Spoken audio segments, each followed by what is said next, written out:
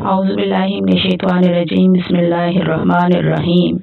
मोहतरम नाज़रीन, अस्सलाम वालेकुम वरहमतुल्लाहि वबरकातुहू। आज की दुआ फ़हम फ़रासत में इजाफ़े की दुआ है। सूरह बकरा की आयत नंबर 67 है।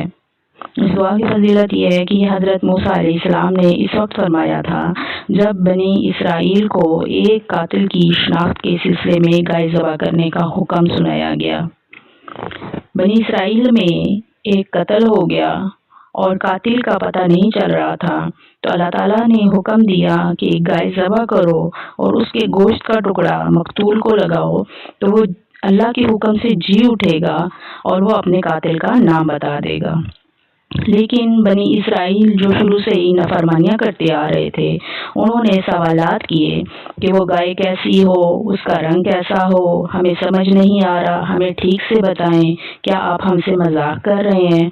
तो उस वक्त हज़रत मूसा अलैहिस्सलाम ने फरमाया था कि औज़ु बिल्लाहि अन अकूना मिनल जाहिलीन। औज़ु बिल्लाहि, मैं पनाह मांगता हूँ अल्लाह की, अन के अकूना, मैं हो जाऊँ, मिनल जाहिलीन, जाहिलों में से।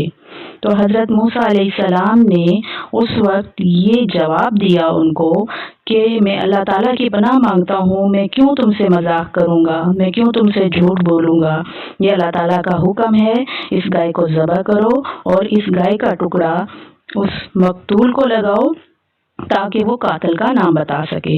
तो आखिर में उन्होंने वो गाय ज़बह की थी और कातिल का पता भी चल गया था, लेकिन ना चाहते हुए उन्होंने ज़बह की थी। तो यही बात अगर वो खुशी खुशी कर लेते और अल्लाह के हुक्म को मानते हुए अपने पैगंबर हज़रत मूसा अलैहिस्सलाम की बात को मानते हुए वो कर लेते, तो इस पर अजर भी पाते।